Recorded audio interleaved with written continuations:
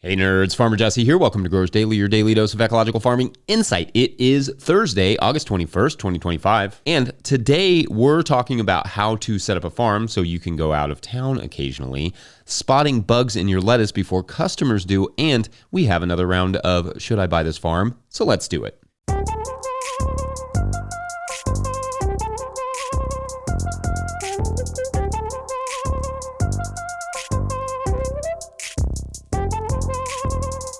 All right, welcome in Thursdayers. I hope everyone is doing well. I hope everyone enjoyed that awesome chat with the great John D. Liu yesterday as well. Could talk to that guy for hours. If you missed it, go back and have a listen. Large-scale ecological restoration is something I think almost anyone can get behind because it's as much about protecting our own health as it is about protecting the health of the planet.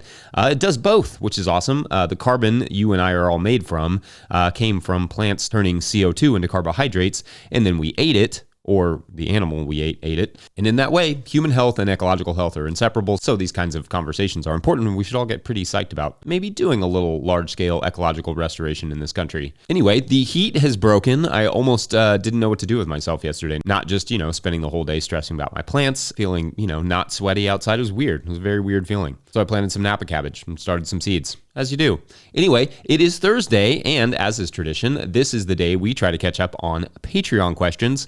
Colin from @PocketFarmNagano wrote, quote, "Hi, Jesse. Thanks for all you do with the podcast. I always get something useful from it. Catching up on a week's worth of daily shows while cutting grass has become a routine for me. Question for you. What should you do when you have to take a week or two off in the middle of the growing season and you have no staff to pick up the slack? I prefer to take time off in the winter, but sometimes life happens. Weddings, graduations, death/illness in the family, etc., and you have to go out of time at an inconvenient time. If given the time, how do you plan ahead for this? If it's sudden and there's no planning to be done, how do you recover when you get back? I'd love to hear your insights and or experiences with this. Thanks," end quote. All right, I love this. This is a great question, and there are actually a few different ways to look at it. First, one of the challenges with farm businesses is that we don't, as farmers, always run farms like normal businesses would run their operations, which is to say we are often working in the business and not on the business, to quote a common business axiom. Meaning, when we envision our farms or when we start working on our farms, we often place ourselves in the fields and not in any sort of managerial role where, at least for a short time, the business could run itself if we were simply managing it, because we could do that more or less from anywhere. So this does mean building a staff into the business plan, so these sorts of absences are a little more manageable, but perhaps there's also potential for some amount of automation depending on the operation itself. Like this winter, you could set up an irrigation and greenhouse watering system on a timer where maybe you just need someone stop by occasionally and make sure the water is on. Maybe that's like every day or every other day, or maybe it is staff. Maybe you spend the next year reserving some capital so that you can cover an employee. One thing I learned, in fact, way too late in my farm business journey is that you really should have 4 to 6 months of an employee's salary in reserve before hiring an employee, so you are not stressing about covering their wages or missing their payments. But more on things to do before getting employees another time, perhaps. Then over the spring, you train the staff how to operate without you on the farm so that in an emergency or in the case of a wedding, etc., you leaving will not be a huge challenge to them because, nothing really changes. Of course, we also on our farm have neighbors who in a pinch can at least water stuff or turn irrigation on and off. That is not super hard to train somebody, any able-bodied person whom you trust to do. When we go out of town, we will hire a house sitter and or we'll, ask our neighbors to pitch in. Then later we'll return the favor for them. So oftentimes we're watching our neighbors' properties and then later on they're watching ours. Of course, there may be some nuanced stuff like planting or cultivating or whatever that does not get done in that time, but there's always going to be sacrifice if you don't have employees, and sometimes sacrifice when you do have employees, because I've heard stories of, growers going out of town and then coming back and finding either nothing done or everything done wrong, or sometimes just, things like trucks get wrecked into trees, stuff like that. Family, friends, neighbors, sometimes it's as simple as doing little favors throughout the year in case you need a favor in return later. Reciprocity, right? Now, in a situation where you have none of that help, or maybe just some of it, and you have to leave but return to a mess, the easiest way to manage that is to get a list of importance together. If you don't take the time to do a list, you may end up, like sort of squirrel farming, just wandering around and doing whatever project you see in front of you that needs doing. Lists help you to stay efficient and prioritized and focused, and you can manage the triage element by simply placing the things you need to survive at the top of the list, and then you kind of go down the list and the things that maybe you have a little bit more time to get to. In a hospital, for instance, they would treat the most severe patients first, so you would start there, treat the most severe situations first, like perhaps saving a bed of lettuce that is almost mature, but getting swallowed by weeds, and then move on to stuff that's maybe a less severe issue, like perhaps your brassicas that are slowly getting some weeds in them, but you have a little bit of time because they're not quite in the maturation stage or whatever. It's possible you lose some stuff, and that will have to go on the list too, or perhaps you have to call in some backup friends and family to help dig you out. There is no one right way to go about it, and needing to leave is definitely something that happens. It will happen. On that point, because it is something that is almost guaranteed to happen, it is good to build into your plan, into your business plan, into your farm plans. If for no other reason, then you may need to see a beach or a hiking trail in the middle of the season to reset. Nothing wrong with that, but it does take a little planning to do well. So you didn't leave a stressful situation to come back to an even more stressful situation. That's not good rest. Anyway, I hope something in there was helpful. Would love to hear your all's thoughts on this. Otherwise, we're going to take a quick break, and when we come back, bugs in the lettuce. BRB. This trellis is what happens when you go away for 3 weeks and a storm with a strong wind comes and blows it all down. Plus, the design maybe was a bit fragile. Farmer Claire Coleman here from the Winter Growers Podcast. Did you know that I also founded Real Farmer Care, a nonprofit that supports farmer well-being? From my own experiences farming, I knew firsthand that this type of support was missing from ag, so I decided to do something about it. As of today, there are over 500 farmer recipients of a $100 self-care award, with more applying daily. If you'd like to help, each $100 donated supports one new farmer. Visit realfarmercare.com to donate and learn more. Again, that's realfarmercare.com. If you, the listener, are enjoying this podcast, getting even a small amount of value from it, consider supporting our work over at patreon.com/no-till-growers. Is this show bringing you $2 a month worth of value? 5?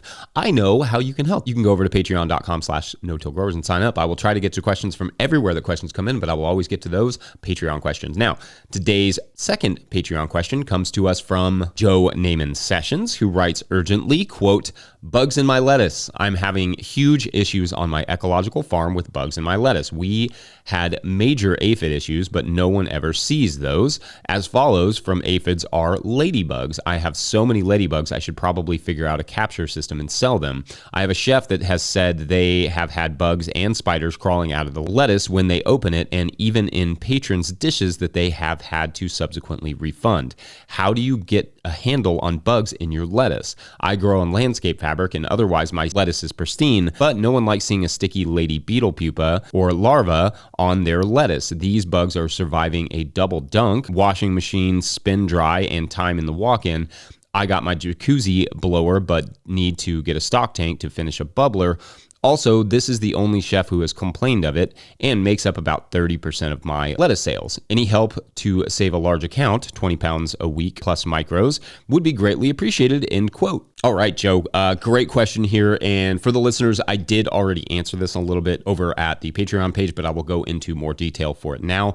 I think a lot of organic ecological growers who bump up their lettuce or greens production have run into this sort of issue. We once gave a slug to a restaurant, for instance, and luckily they caught it before they served it to a customer, but we were at the time trying to boost our lettuce sales, so we were spread thin, inexperienced, and rushing it. So that slug snuck through, albeit slowly, and that was a big wake-up call for us. That could have lost that account. Customers could have been really mad at them, could have lost them some customers. So after that, we had to become more vigilant about our lettuce production from harvest to packing. And so, short of getting some sort of machine to detect bugs or other foreign objects in the lettuce, which is a thing that very few of us can likely afford, we have to make sure every step is carried out thoughtfully to reduce risk and still simultaneously grow profitably, but also ecologically and organically, which is kind of a buggy way of growing food. First, for us, it starts at harvest during the buggier times of year, especially usually in the wetter part of the spring or early fall. We will slowly harvest the lettuce and slightly inspect it as it falls to the bin. If I see a spider or ladybug or whatever fall into the bin as I'm harvesting, I will stop and I will find it and I'll pull it out of there for fear of it making it to a customer. Yes, this is kind of time consuming, but I do find it's faster and more effective in the long run rather than picking through the lettuce post-harvest, even like more so than we do while we're harvesting at the wash station. Anyway, I harvest slowly into the bins, inspecting the lettuce as I go. Then we use 2 sinks to wash. One is the initial rinse, where we will weigh the lettuce beneath the water using a bulb crate, just like when you get flower bulbs in, and use a pool strainer on a small handle to get the bugs floating on the surface. Then carefully transfer that lettuce to the tank and do that again. Having good lighting also will come in handy on the wash pack station, just as an additional important detail there. Then we slowly transfer the lettuce to a drying tub where we can have our 4th quick inspection. Then from there, it goes to the spinner, a 5th detection opportunity as we fill the spinner container. And then after that, it goes to a bin, to await packing, and that becomes kind of the 6th potential detection opportunity. While we're packing, we carefully as we can look for bugs. We kind of go somewhat slowly packing the bags, or sticks or mulch pieces. All that stuff is equally likely on our farm. Then lastly, we can look at the bags to make sure that none snuck through, at least none that we can see. Now, I'm not saying this is foolproof, but we have not had a complaint in years by being diligent about checking for bugs through every step of the process. If it's something like aphids that are small, which are hard to catch when you're harvesting, we kind of do the same thing. We, kind of shake them off at harvest. We will even do a 3rd dunk in the wash station to make sure we get them all off. But for the most part, the bugs that we are dealing with are beneficials, and they're doing things like eating the aphids, or just a worm who has decided to take a little stroll through the lettuce, or often spiders. We get lots of spiders. Occasionally, we will get small slugs, but we find the submergence under the water will basically drown them, and then they fall off to the bottom of the tank. Now, we don't use a bubbler anymore because although it may knock the bugs off, it can also kind of knock them back onto the lettuce mix. And not to mention, it's just really loud and kind of another step along the way to add. So we just use a little hand dunking motion that submerges the lettuce, shakes it off. Then we move it to the next water tank. But a bubbler used lightly in the beginning could help detach the bugs. Just depends on what the bug is. Also, if you want another inspection point, some people use a rack with fans above it to try and dry the lettuce slightly, a little bit more after the spinning cycle, which could have the additional benefit of, being another option for inspection. Anyway, lettuce producers, I'd love to hear what you all do to keep the bugs on the farm and not in the lettuce bags. Otherwise, we're going to take a quick break, and when we come back, we play Should I Buy This Farm? I feel like I need like an announcer voice for that. Should I buy this farm? I'll keep working on it. Be right back. Hello, Internet people. Corvid Ravenscraft Farms, Sutherland, Oregon, Zone 8B/9A. Getting ready to top all this Intellium red garlic and music. First year at market. Looking forward to seeing how we're doing. Have a great day. Today's episode is brought to you by Farmhand. We know it's peak season, you're busy, but the messages you send now are what drive renewals later. That's why Farmhand is offering free instant access to their farmer-built newsletter builder. No demos, no setup fees, just drop your logo, upload your list, and start sending farm-branded emails that boost sales, engage members, and save you hours each week. Get free access today at farmhand.partners/no-till. That's farmhand.partners/no-till. All right, back to the show. All right, our third and final Patreon question of the day comes to us from Anthony Fulton, who writes, quote, "Hey, Farmer Jesse, been listening for a few months and really appreciate your daily podcast. It really scratches my nerd itch, and my morning drive is much more pleasant because of it. Thanks. I would like to pose a question and would love your insight. I have the opportunity to purchase an old garden center in a good retail location in a smaller town in southern Michigan. It has been run successfully for 50 years, but the owner is ready to retire and would like to sell the 2-acre property with the business and multiple buildings in town. My question is this: if given the opportunity to start from scratch with a 6,000 square foot heated greenhouse, a retail 1,000 square foot front, 20 parking spots, 2 acres, etc., what would you do with it? Is there a way to enlist services or add products that would appeal to market farmers as well as backyard gardeners? Would it be smart to convert it to an ecological organic focus? Is the general market ready for that, or will I lose all of my money? Thank you, end quote. All right, so I love these sort of should I buy this farm questions, and I think Patreon members should feel free to put them in the show thread of whatever month you find your farm in.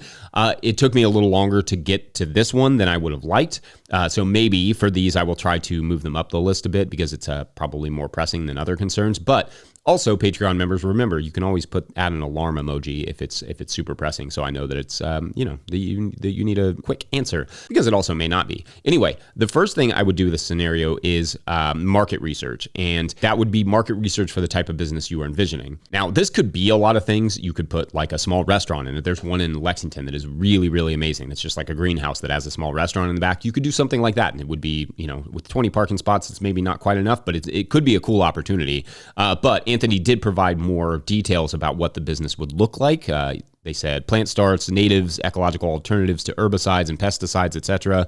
The kind of place that most people listening to this would probably likely shop. Anyway, as you are writing out the business plan, it's important to start looking at the market for those things in that area, or online if you also plan to ship, if even just locally. Just like we talked about on the recent episode about market research, you want to identify your outlets. So for you, that might be identifying like any in-store retail places that may be around for selling plants, local plant delivery, possibly also installation, from online orders and that sort of stuff. What exists in that area already, and maybe shipping online orders. Look at each one of those, sort of like market outlets, and determine what the level of competition is in that area.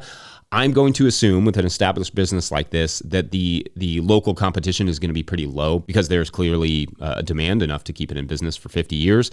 That bodes well for you, though, of course, what they're going to sell it for is not what they paid for it. So their overhead will be different than yours going forward, meaning even with the same amount of business, it may not be financially feasible. So you really do have to put pen to paper on this one. Also, it would be important to look and see what exactly they were doing and get any sort of idea of what their books looked like. That will likewise make it easier to sell as an idea to a bank for a loan, showing that the market is already established and like what exactly the numbers look like. For me, I would definitely have a long chat with the owner about the viability of the business and try to get an understanding of what it looks like, how it's changed over the years. If it's still in business, I'm not sure if this is realistic for you, but it might not hurt to even see if you can pull some shifts over there to start getting a feel for their operation, if it's something you would even enjoy.